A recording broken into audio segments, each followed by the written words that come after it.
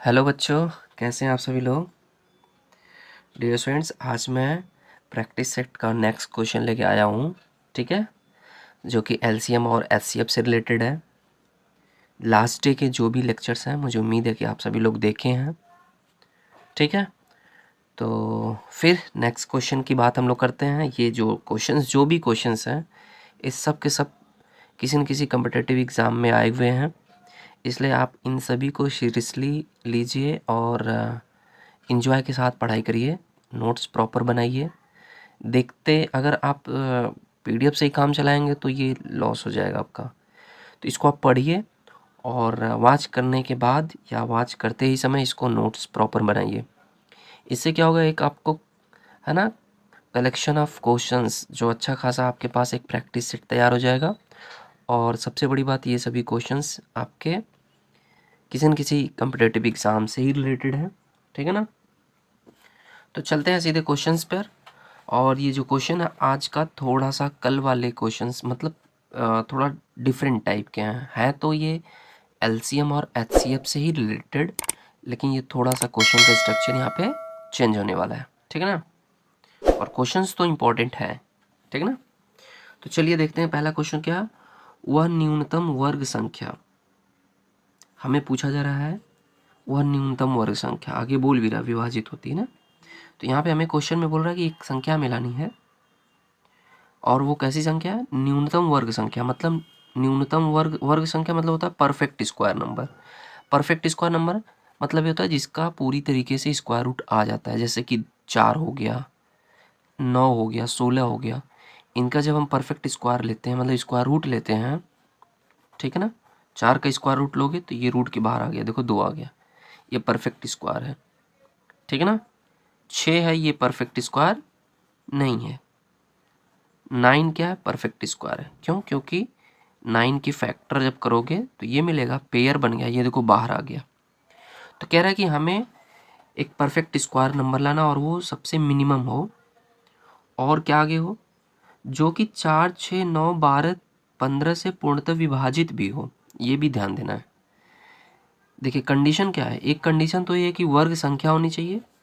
दूसरा कंडीशन है बच्चों, एक तो हो कि ये वर्ग संख्या हो, दूसरी बात हो कि ये 4, 6, 9, 12 और 15 से कम्प्लीटली डिवाइड हो।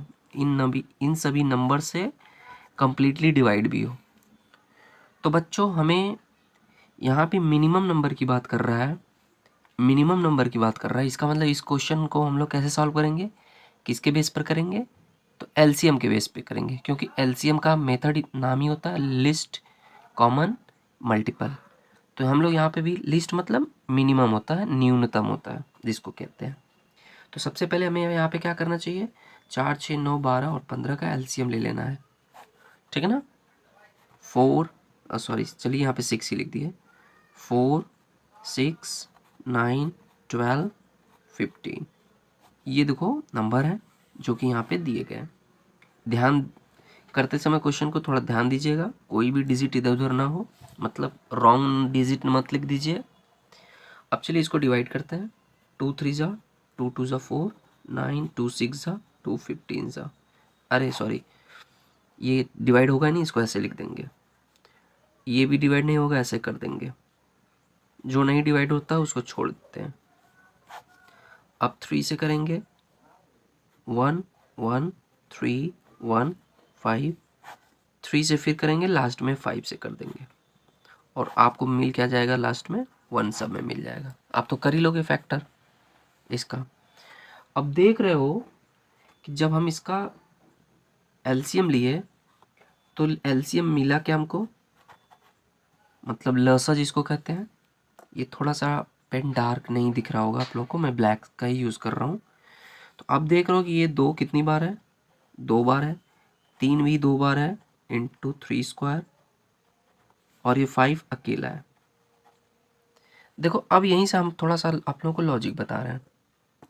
जब हमने इसका एलसीएम लिया तो एलसीएम में जो डिजिट मिले हुए हैं 2 3 5, इसमें 2 और 3 का परफेक्ट स्क्वायर है, मतलब ये 2 बार आया हुआ है। तो जिस नंबर के ऊपर 2 है, मतलब इसका पावर 2 है, मतलब स्क्वायर के फॉर्म में है,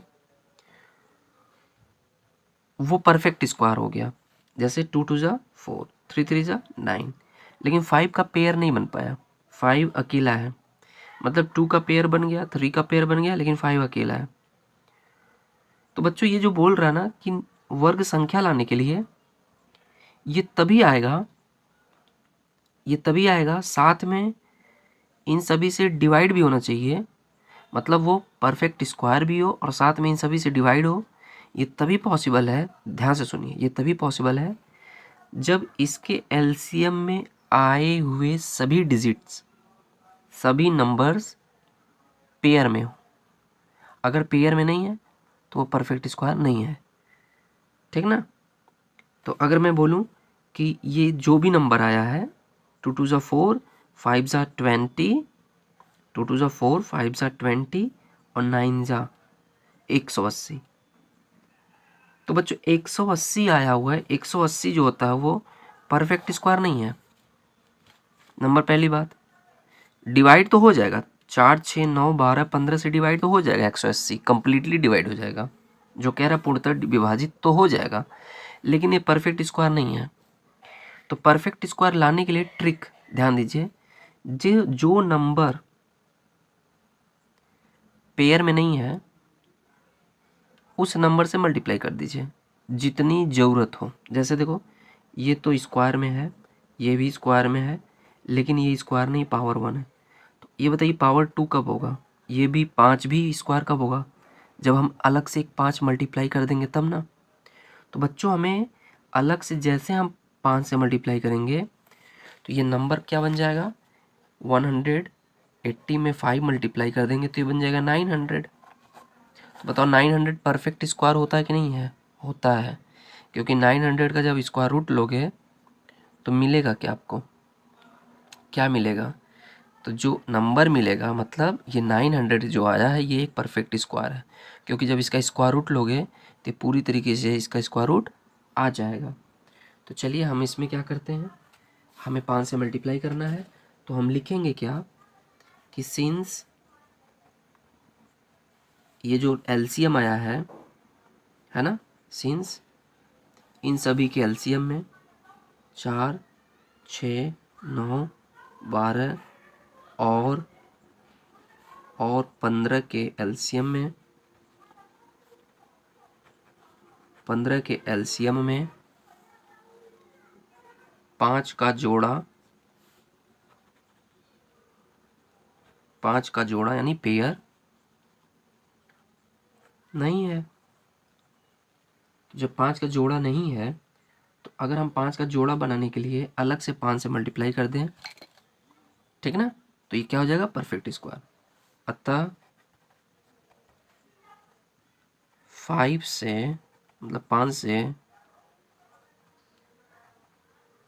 एलसीएम में गुणा कर देने से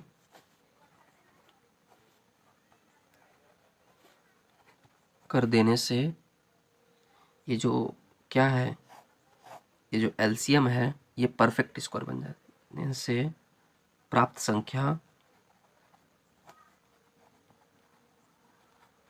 संख्या एक पूर्ण संख्या बन जाएगी,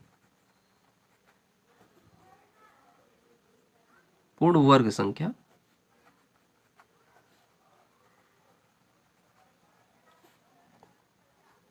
बन जाएगी। ठीक बच्चों, तो क्या हो जाएगा, बात है समझ में? और वो इन सभी से कंप्लीटली डिवाइड भी हो जाएगा, किससे, 4 6 9 12 15। तो क्या हो जाएगा, दिस इम्प्लाइज दैट, आप मल्टीप्लाई कर लीजिए किस में, इन सभी में, तो ये हो जाएगा कितना, बोले तो 180 है ना, यहाँ 180 लिख सकते हो आप, 180 मल्टीप्लाई 5 मीन 900। तो ये आपका आंसर आ गया 900, ये आपका आंसर आ गया, means option number 2 is correct. ये जो ऑप्शन नंबर 2 है बच्चों, ये ऑप्शन नंबर 2 करेक्ट हो गया, ठीक ना। तो इस तरीके से आप इन सभी का क्या कर सकते हो, कॉन्सेप्ट समझ गए, क्लियर ना। तो ये था आपका एक क्वेश्चन, बहुत अच्छा क्वेश्चन था, याद ध्यान दीजिए। कभी भी ऐसा क्वेश्चन पूछे जो परफेक्ट स्क्वायर भी हो, साथ में कम्प्लीटली डिवाइड हो, तो पहले उसका हम लोग क्या करते हैं, एलसीएम लेते हैं। एलसीएम में जिस नंबर का पेयर नहीं रहता है, अगर उस नंबर से हम लोग मल्टीप्लाई कर देंगे तो जो हमें नंबर मिलेगा, जैसे कि यहाँ पे 900 मिला है, तो क्या हो जाएगा, परफेक्ट स्क्वायर हो जाएगा। यहाँ पे 5 का पेयर नहीं था, मान लीजिए और कोई डिजिट रहता, जैसे 7 है, कुछ भी, उसका भी पेयर नहीं रहता, तो जितने की कमी होगी उतने से मल्टीप्लाई कर देंगे। यहाँ 5 एक है, एक और चाहिए, इसलिए हम अलग से 5 से क्या कर दिए, यहाँ पे मल्टीप्लाई कर दिए। तो 180 था इसका एलसीएम, 5 से मल्टीप्लाई कर दिए तो 900 बन गया। क्लियर है ना? तो इस तरीके से ये आपका पहला क्वेश्चन हुआ। क्लियर है? चलिए अब हम लोग नेक्स्ट क्वेश्चन पे चलते हैं। क्वेश्चन नंबर नेक्स्ट जो आपका बच्चों है, क्वेश्चन नंबर 2। ठीक, बहुत अच्छा क्वेश्चन है और क्वेश्चन के कंटेंट को, क्वेश्चन के नेचर को समझने का प्रयास करेंगे हम लोग। यहाँ पे देखिए क्या बोल रहा है, 5 अंकों की सबसे बड़ी संख्या क्या है। अब देखिए यहाँ पे लॉजिक को समझिएगा। यहाँ पे 5 अंकों की सबसे बड़ी संख्या क्या है जो इतना इतना इतना और इतना से पूर्णतः विभाजित हो जाती है।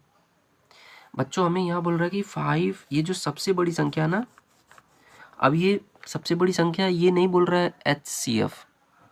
अभी हमने पिछले क्वेश्चन में देखा न्यूनतम, तो वहाँ पे हम लोग एलसीएम लिए थे, लेकिन यहाँ पर सबसे बड़ी बोल दिया, तो इसका मतलब ये नहीं कि HCF हो जाएगा कि सर ने बताया है, कि मैंने बताया है कि जहाँ पे सबसे बड़ी लिखी रहेगी वहाँ HCF लेते हैं, जहाँ अधिकतम रहेगा वहाँ HCF लेते हैं, जहाँ न्यूनतम या कम से कम रहेगा वहाँ एलसीएम लेते हैं। हमने बोला है, लेकिन हर कंडीशन में नहीं। यहाँ पे ये सबसे बड़ी किसके लिए बोला जा रहा है, इसको आप समझने का प्रयास करिएगा। तो बच्चों बोल रहे 5 अंकों की सबसे बड़ी संख्या, यानी ये जो सबसे बड़ी बोली है 5 अंकों की बोली है, 5 अंकों की संख्या के लिए बोला जा रहा है। आप लोग क्लास 4, 3, 4, 5 में पढ़े हैं, 6 में पढ़े हैं कि चलिए 3 डिजिट का सबसे बड़ी संख्या क्या होगी, तो आप कहते थे कि 999 होगी, है ना। 5 डिजिट की सबसे बड़ी संख्या क्या होगी, तो 99,999 ऐसा बोलते थे। वही चीज़ ये बोल रहा है, ठीक ना। तो 5 अंकों की सबसे बड़ी संख्या क्या, मेरी आवाज़ थोड़ा मोटी लग रही होगी बिकॉज मुझे थोड़ा फीवर वगैरह है, गला रूद गया है। तो 5 अंकों की सबसे बड़ी संख्या क्या है, ठीक, तो आप समझ गए ना। 5 अंकों की सबसे बड़ी संख्या बोली जाएगी, तो इसकी बात किया जा रहा है, जो कि इतना इतना इतना इतना से पूर्णतः विभाजित हो जाती है। बहुत सिंपल क्वेश्चन है, अच्छा भी है। सबसे बड़ी बात मैं आप लोगों को समझा दूं, मैं इसी का यूज़ करूंगा 5 अंकों की सबसे बड़ी संख्या में, इसका यूज़ करूंगा और फिर इन सब का एलसीएम लूंगा, ठीक, और एलसीएम से इसको डिवाइड करूंगा। ध्यान दीजिए, देखिए अगर हम लोग, जो हमारा आंसर आएगा 5 डिजिट का जो सबसे बड़ी संख्या आएगी, जो मेरा आंसर आएगा वो 28 से डिवाइड हो जाएगा कम्प्लीटली। अगर डिवाइड करोगे तो डिवाइड हो जाएगा, 42 से भी डिवाइड हो जाएगा, 77 से भी डिवाइड हो जाएगा, 98 से भी डिवाइड हो जाएगा। तो आप अलग अलग डिवाइड करना चाहोगे तब भी डिवाइड हो जाएगा, या फिर इन सभी का जो एलसीएम आएगा उससे 5 डिजिट के सबसे बड़े नंबर को, यानी इसको नहीं, अभी हम लाएंगे जो आंसर आएगा उसकी मैं बात कर रहा हूँ, यानी इसके एलसीएम से उस नंबर में डिवाइड करेंगे तभी डिवाइड हो जाएगा। क्यों? क्योंकि रूल होता है, जैसे मैं मान लीजिए कि कोई संख्या है 2, 3 है, 2, 3 का एलसीएम लिया तो 2, 3 का एलसीएम 6 आएगा ना।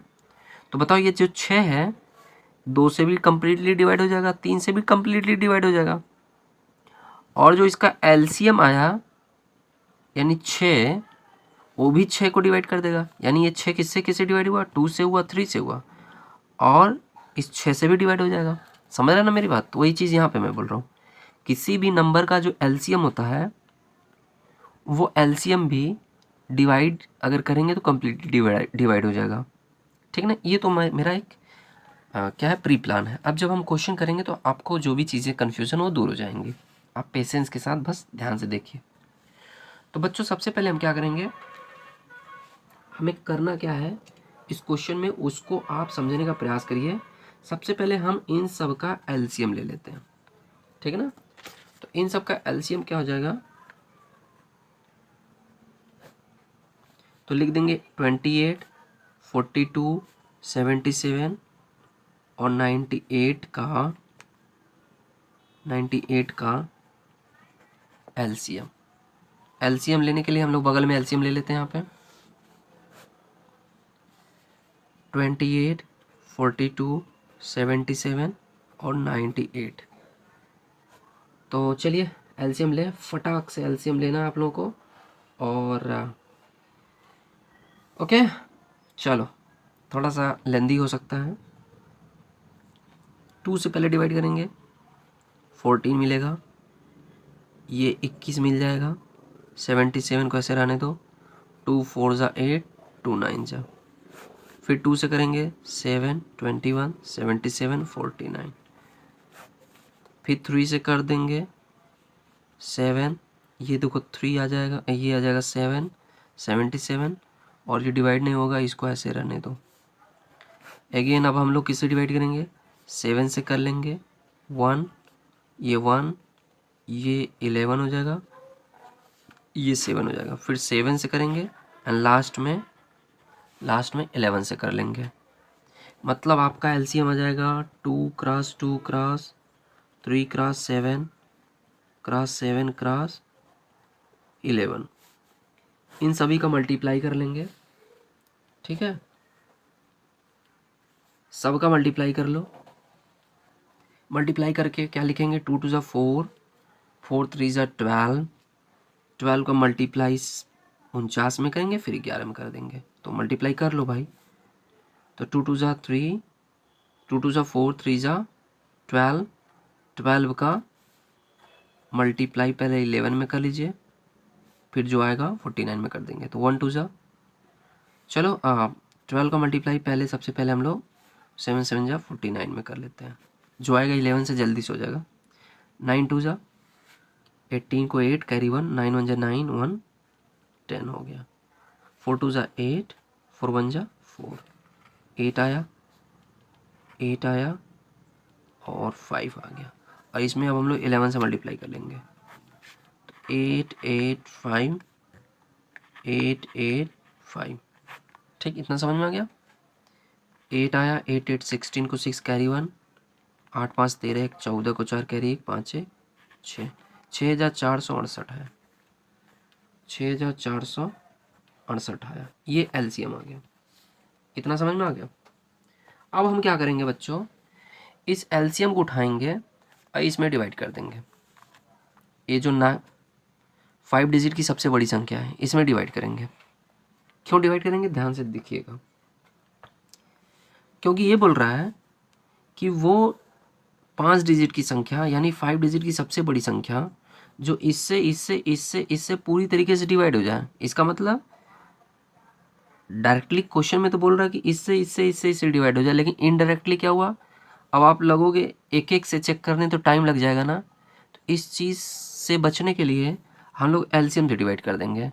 मतलब जो काम ये सब मिल के करेंगे वो काम ये अकेला कर देगा। यही चीज़ मैं बता रहा था कि आप चाहें तो इन सभी नंबर से डिवाइड करो बारी बारी, या एक बार में इससे डिवाइड कर दो, बात एक ही है। क्योंकि ये रूल होता है कि जिन जिन संख्याओं का एलसीएम आया है, या तो आप एलसीएम से डिवाइड करो या उस नंबर से डिवाइड करो, बात एक है। आपको यहाँ 4 बार डिवाइड करना पड़ेगा, यहाँ एक बार करना पड़ेगा। क्या लाने के लिए, बड़ी संख्या ढूंढने के लिए। अब हम लिखेंगे सिंस 5 अंकों की सबसे बड़ी संख्या को की सबसे बड़ी संख्या, तो 5 अंकों की सबसे बड़ी संख्या ये होती है 99,999। अब क्या करते हैं, इसी में डिवाइड करेंगे। अब क्या करते हैं, इसी में डिवाइड करेंगे। और डिवाइड करने के लिए यहाँ पे जगह नहीं है तो मैं एक प्लेस ले ले रहा हूँ, ठीक है। मैं प्लेस आप लोगों को, वेट एक सेकेंड, मैं डिवाइड करता हूँ, ठीक है। कितने से डिवाइड करना हम लोग को, क्या आया था मुझे याद है, 6468 से डिवाइड करना है, इसमें डिवाइड करना है। तो क्या हो जाएगा, कितनी बार डिवाइड करोगे, एक बार ले जाओगे, 6468 आएगा, 1 3 5 3, 3531 ये बच गया। 9 ऊपर से नीचे लाएंगे और डिवाइड करेंगे। कितनी बार जा सकता है बच्चों, 6000 है ये 35,000 है। आई थिंक 5 बार चला जाएगा। तो 5 बार ले जाओगे तो कुल मिला के कितना हो जाएगा, 5 8 जा 40, 5 बटे 40, 0 कैरी 4, 5 6 जा 30, 30 में 4 जोड़ेंगे 34 आएगा, कैरी 3, 5 चौक को 20, 20 3 23 को 3 कैरी 2 होता है, और 5 6 जा 30, 2 कैरी जोड़ेंगे 32 आएगा। सब्ट्रैक्ट कर लेंगे 9, 11 में से 4 निकला 7, 12 में से 3 निकला 9, 4 में से 2 निकला 2, 2979। अब देखो थोड़ा सा आप दिमाग लगाइए, अगर ये नहीं रहता रिमाइंडर, ये देखो रिमाइंडर बच गया, अगर ये काश ये रिमाइंडर नहीं रहता तो बताओ क्या होता, रिमाइंडर यहाँ 0 आता कि नहीं, मतलब ये 6468 इसको कम्प्लीटली डिवाइड कर देता कि नहीं कर देता, कर देता ना। तो बताइए ये कब ऐसा पॉसिबल है कि ये आपके पास इतना नहीं रहता। मतलब मैंने बोला ना कि आप मार्केट गए और आप 100 रुपये की नोट ले गए, अगर कोई चीज़ खरीद रहे हो तो अगर वो 100 रुपये की, एग्जैक्टली 100 रुपये की अगर मिल रही है तो आपके पास कुछ नहीं बचा रिमाइंडर। बातें समझ में। अगर आप क्या है कि मान लीजिए वो ऑब्जेक्ट, वो चीज़ मान लो 90 रुपये की मिली तो 10 रुपये आपका बच गया ना। तो बचना कम नहीं चाहिए, यानी अगर उतने का ही मिले, मतलब अगर इतना ना रहे आपके पास, ठीक है ना। इसको ऐसे समझो कि 110 रुपये ले गए थे जेब में और सामान 100 की ही मिल गई तो 10 रुपये बच गया ना। तो 10 रुपये नहीं बचना चाहिए, तो 10 रुपये कम नहीं बचता जब आप 10 रुपये नहीं ले जाते। तो मतलब इतना आपको इसमें से अगर कम कर दिया जाए तो शायद ये इसको डिवाइड कर देगा, शायद नहीं, हाँ डिवाइड कर देगा। तो बच्चों इसमें क्या करेंगे हम लोग कि 2979 जो एक्स्ट्रा हो रहा है इसमें से 99,999 में से उसको घटा लेंगे, और जब घटा लेंगे तो एब्सोल्युटली यहाँ पे क्या होगा, आपके पास रिमाइंडर 0 आ जाएगा। मतलब ये इसको कम्प्लीटली डिवाइड कर दिया। ये डिवाइड कर दिया मतलब कि वो जो नंबर हैं कौन कौन, 28 42 77 98, ये इसको कम्प्लीटली डिवाइड कर दिया। ये डिवाइड कर दिया मतलब वो नंबर्स जिनका एलसीएम ये आया है वो भी डिवाइड कर देगा, क्योंकि मैं पहले ही बता दिया हूँ।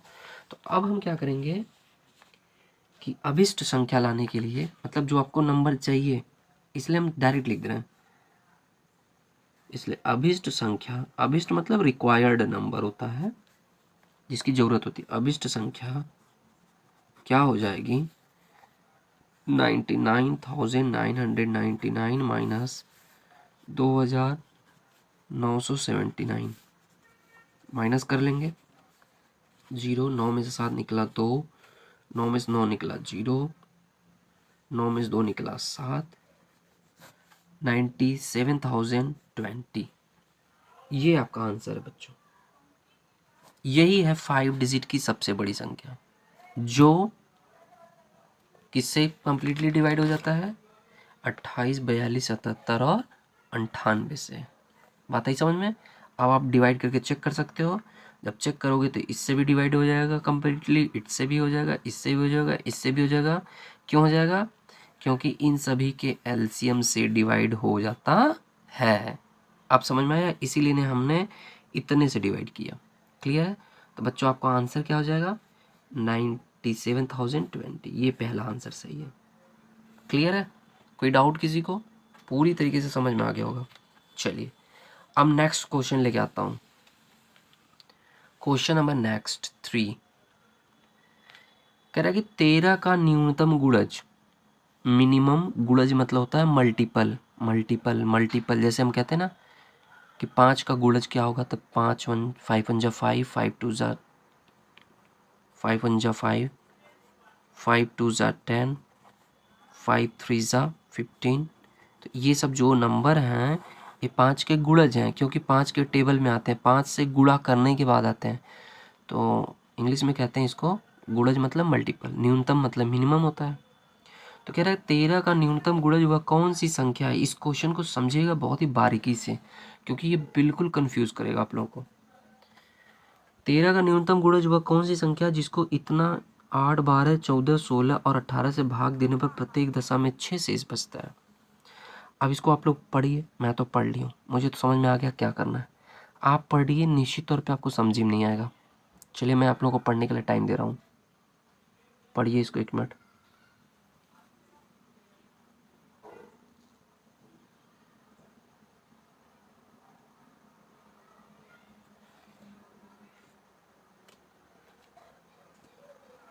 चलिए समझ में आया कुछ? मुझे पूरी उम्मीद है कि आप लोगों को समझ में नहीं आया होगा। चलिए देखिए, अब आप सोच रहे होंगे कि अभी तक तो ऐसा क्वेश्चन पढ़ा था कि इतने से गुणा भाग करने पे प्रत्येक दशा में 6 शेष बचता है, लेकिन ये 13 आ गया, ये मामला फंस गया। तो आपको समझ आइए 13 का काम क्या है। इस क्वेश्चन में 13 का क्या रोल प्ले है उसको समझिएगा। इसका काम क्या है, ये यही मामला बिगाड़ रहा है। कह रहा है कि 13 का न्यूनतम गुणज वह कौन सी संख्या है जिसको इतने से अगर भाग दें तो प्रत्येक दशा में 6 शेष बचता है। ये क्वेश्चन नंबर, ये जो क्वेश्चन है, जब हम पहले दिन एलसीएम एचसीएफ का क्वेश्चन सॉल्व किया था, मतलब डे बिफोर यस्टरडे, परसों के जो लेक्चर में हमने जो क्वेश्चन सॉल्व किया था ऐसा ही था, बट ये 13 नहीं था। 13 को हटा दोगे तो उस क्वेश्चन जैसा बन जाएगा। यहाँ पे क्या है कि कह रहा है कि ऐसी संख्या हमें बताइए और वो 13 का मिनिमम मल्टीपल होना चाहिए, एकदम कम से कम मल्टीपल होना चाहिए, साथ में वो इन सब से डिवाइड भी हो जाए। मतलब अब समझो, ऐसे ऐसी संख्या मिलानी है जो इन सब से डिवाइड करने के बाद 6 रिमाइंडर बचना चाहिए, और साथ में वो जो नंबर हो वो 13 का मल्टीपल भी हो, और 13 का सबसे कम मल्टीपल हो। जैसे 13 का मल्टीपल क्या होता है, 13 1 जा 13, 13 2 जा 26। तो सबसे छोटा मल्टीपल क्या होता है 13 का, यही होता है ना। हमें 13 नहीं लाना यार, कैसे 13 आएगा? अरे भाई 18 12 8 12 14 16 ये तो खुद 13 से बड़े हैं। मान लो ये 12 छोटा है, ये 8, तो क्या ये 13 का मल्टीपल है? ये 8 से डिवाइड हो जाएगा। 12 से डिवाइड करेंगे तो क्या 6 रिमाइंडर बचेगा, 8 से डिवाइड करने में 6 रिमाइंडर बचेगा, 8 से डिवाइड करने में 6 रिमाइंडर बचेगा? नहीं ना, नहीं ना, मतलब कुछ बड़ा आएगा। तो वो क्या होगा उसको आप समझिएगा। तो सबसे पहले हम क्या करेंगे, हमारा जो प्रोसेस है इस टाइप के कभी भी क्वेश्चन मिले तो सबसे पहले आप एलसीएम लीजिए। क्योंकि देखो इस क्वेश्चन में एलसीएम क्यों लिया जा रहा है, या इसके पहले वाले क्वेश्चन में एलसीएम क्यों लिया गया, क्योंकि एलसीएम का डेफिनेशन ही होता है बच्चों कि किसी भी संख्या में, है ना, किसी भी संख्या में, यानी वह छोटी से छोटी संख्या जिसे दिए गए संख्याओं से डिवाइड किया जा सके, वह छोटी से छोटी संख्या जिसे दिए गए संख्याओं से पूर्णतः डिवाइड किया जा सके। तो वह छोटी से छोटी संख्या एक ही लाना है कोई, जैसे हमने अभी यहाँ पे लाया है, कितना लाया था, 97,020, यही लाया था ना। तो वो एक संख्या हो गई कोई, और डिवाइड किससे किया जा रहा है, 4 लोगों से डिवाइड किया जा रहा है। तो परिभाषा इसका जो डेफिनेशन है, डेफिनेशन से मैच कर रहा है कि नहीं कर रहा है? तो एलसीएम के डेफिनेशन से यही हमें पता चलता है कि एलसीएम यही कहता है कि किसी भी संख्या में, किसी छोटी संख्या में, किसी सबसे छोटी संख्या में दिए गए संख्याओं से डिवाइड करने पे वो पूरी तरीके से डिवाइड हो जाए, यही एलसीएम होता है। तो क्वेश्चन भी उसी टाइप का है, क्वेश्चन भी उसी टाइप का ना, कि किसी संख्या में इतने इतने इतने से डिवाइड कर रहे हैं। अब भले से डिवाइड हो रहा है या नहीं हो रहा हो तो बात की बात है, बट उसी टाइप का है ना, इसीलिए एलसीएम लिया गया। यहाँ पे भी एलसीएम ही लेंगे, एचसीएफ नहीं लेंगे। यहाँ पे भी एलसीएम ही लेंगे, क्यों? क्योंकि एक संख्या है, उसको इन संख्याओं से डिवाइड करना है। और एचसीएफ में क्या होता है, एचसीएफ में क्या होता है, किसी दिए हुए संख्याओं में किसी बड़ी से बड़ी संख्या से डिवाइड करना पड़ता है, समझिएगा। किसी दिए हुए मतलब एक से अधिक दिए गए संख्याओं में किसी बड़ी से बड़ी संख्या से डिवाइड किया जाता है। और यहाँ पे क्या है, किसी छोटी संख्या को डिवाइड किया जाता है। आप समझ में रहे हैं? इसलिए आप डेफिनेशन को समझ लेंगे तो बिल्कुल समझ में आ जाएगा। अब तो हमें लग रहा है कि हम इतनी बार बता दिए हैं कि आपको क्वेश्चन भी समझ में आ गया होगा, डेफिनेशन भी। तो बच्चों हमें यहाँ पे सबसे पहले क्या करना है, यहाँ पे हमें सबसे पहले इसके सोल्यूशन में, थोड़ा मैं राइटिंग को गंदा लिख रहा हूँ, इसके सोल्यूशन में सबसे पहले हमें 8, 12, 14, 16 और 18 के एलसीएम लेने हैं। तो 8, 12, 14, 16, 18 का एलसीएम लेने के लिए हम लोग प्रोसेस वही करेंगे,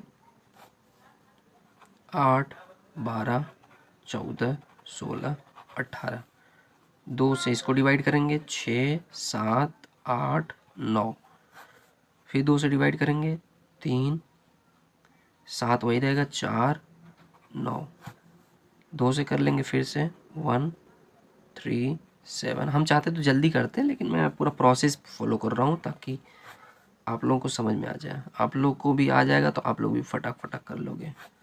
देखो अब किससे डिवाइड होगा, 3 से होगा, 2 बार 3 से होगा, फिर 7 से हो जाएगा, क्योंकि 3 3 है, 9 है, 2 बार में कटेगा 3 से, 7 7। तो इन सभी का एलसीएम बच्चों हो जाएगा, कितना होगा मल्टीप्लाई करने पे, तो आप लिख सकते हो 2 मल्टीप्लाई, यहाँ पे लिख लेते हैं 2 मल्टीप्लाई कितनी बार है, 1 2 3 4, तो 4 बार है, यानी 2 दूनी 4, 4 दूनी 8, 8 दूना 16, 16 का गुणा 3 त्रिक 9, 9 7 63, कुल मिलाकर के 16 गुणे 63 आप लिख सकते हो। ऐसे देखो, 2 2 ज़ा 4, 2 ज़ा 8, 2 ज़ा 16 और 3 3 ज़ा 9, 7 ज़ा 63, इन सबका मल्टीप्लाई कर लेंगे। तो मल्टीप्लाई करके बताइए कितना आ जाएगा, फटाक से मल्टीप्लाई करिए। तो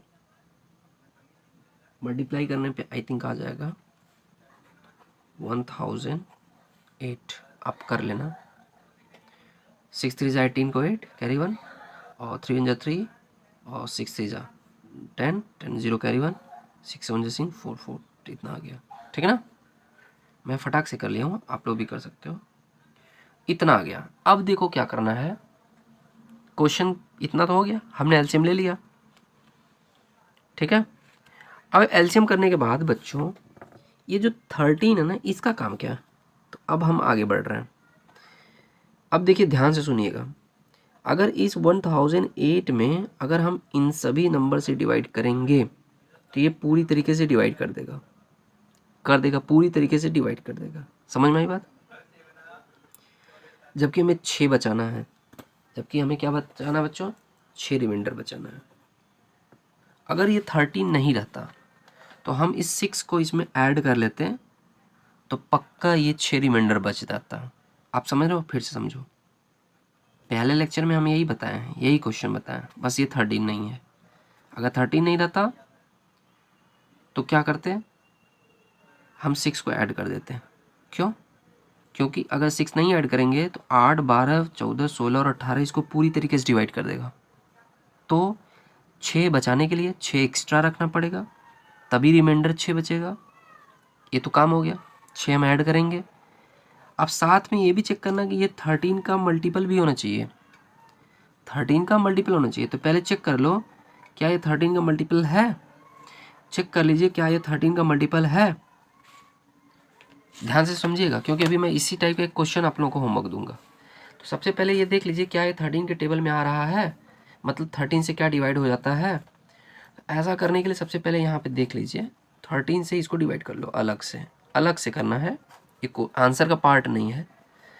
तो 13 कितना हो जाएगा, 13 7 जा 91 होता, बचा 9 8, 13 7 जा 91, मतलब ये देखो रिमाइंडर 7 बच गया। ये 13 का मल्टीपल नहीं है, ठीक, 13 का ये मल्टीपल नहीं है। अब बच्चों हमें करना क्या होगा, अब देखो कुल मिलाकर के अगर हम इसमें 6 जोड़ दें तो क्या ये 13 से डिवाइड हो जाएगा? बात को समझिएगा, 13 का ये तो मल्टीपल नहीं है, लेकिन क्या हम इसमें और हमारे मतलब ये 7 हो गया ना। अब बताइए यहाँ पे कितना और रहता कि ये 13 से डिवाइड हो जाता। जैसे समझिए मेरी बात कि या तो ये 7 नहीं रहता, या तो 7 इसमें से कम रहता, जैसे अभी पिछले क्वेश्चन बताया, तब ये मतलब 1001 रहता, तब ये डिवाइड हो जाता 13 से। या फिर इसके पास कुछ और एक्स्ट्रा रहता, तब ये 13 से डिवाइड। जैसे मान लीजिए कोई सामान है 50 रुपये की और आपके पास 40 रुपये हैं, तो बताइए आप सामान कब खरीद पाएंगे? जब आपके पास एक्स्ट्रा 7-10 रुपया और रहेगा ना। तो ये 7 आपके पास एडवांस है, और कितना और मिल जाए ताकि ये 13 इसको डिवाइड कर दे। तो अगर इसके पास 7 है, 6 की कमी हो रही है, 6 और अगर एक्स्ट्रा इसी में ऐड कर देते हैं तो 13 हो जाता। तो 13 हो जाता तो इससे कट जाता है, यानी इसमें नहीं ऐड करेंगे, मतलब इसमें ऐड करेंगे, इसमें थोड़ी ना ऐड करेंगे, मेन नंबर में ऐड किया जाता है ना। तो अगर मैं 6 इसी में ऐड कर दूं तो बताओ ये आराम से इसको डिवाइड कर पाएगा कि नहीं कर देगा? और जब 6 ऐड कर देंगे तो वो 13 का मल्टीपल भी बन जाएगा, यानी 13 से डिवाइड भी हो जा रहा है, 13 के टेबल में भी आ रहा है, और 6 रिमाइंडर भी बच जाएगा। कैसे बचेगा अभी चेक करा रहा हूँ। तो बच्चों हम क्या करेंगे कि क्या करने के लिए क्वेश्चन में बोल रहा है, चूँकि अभिष्ट संख्या मतलब जो हमें संख्या लानी है उसमें 6 शेष बचना है और 13 का मल्टीपल भी होना चाहिए। तो अब लिखेंगे सिंस मतलब चूँकि अभिष्ट संख्या अभिष्ट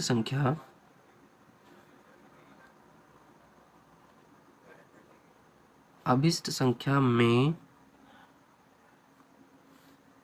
ठीक है, 8, 12, 14, 16, 18, 8, 12, 14, 16, 18 से भाग देने पर क्या बचना चाहिए? प्रत्येक दशा में 6 शेष बचना चाहिए, और वह संख्या, मैं ऐसे लिख रहा हूँ थोड़ा सा आप समझने की मेरी बात, मैं अपने वर्ड को ऐसे ही समझाने के लिए ऐसे ही लिखूंगा ना, ऐसे ओरली तो बोलूँगा नहीं, ठीक है, हवा में तो बोलूँगा नहीं। तो वह संख्या, और वह संख्या 13 का न्यूनतम गुणज होना चाहिए, न्यूनतम गुणज भी हो। तो इसके लिए क्या करना होगा? हो, इसके लिए हमें यहाँ पे मैं पीछे कर ले रहा हूँ, वेट, ठीक ना, हो, अतः 1008 में 6 जोड़ना होगा, ठीक ना।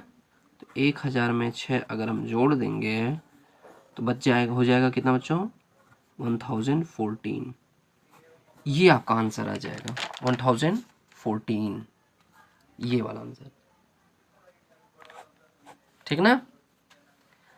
बात आई समझ में? अब फिर से समझ लीजिए, पहले हमने एलसीएम लिया तो 1008 आया। अब अगर 1008 में इन नंबर से अगर हम डिवाइड करें तो ये डिवाइड कंप्लीट हो जाएगा, कुछ नहीं रिमाइंडर बचेगा। लेकिन हमें 6 रिमाइंडर बचाना है। 6 बचेगा कब?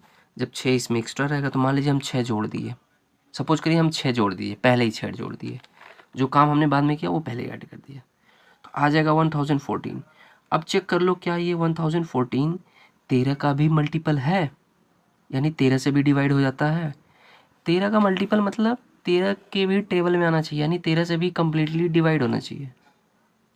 इन सब से डिवाइड करने पे 6 आना चाहिए, मतलब पूरा नहीं डिवाइड होना चाहिए, लेकिन 13 से वो कम्प्लीटली डिवाइड होना चाहिए। यही है 13 का करामात।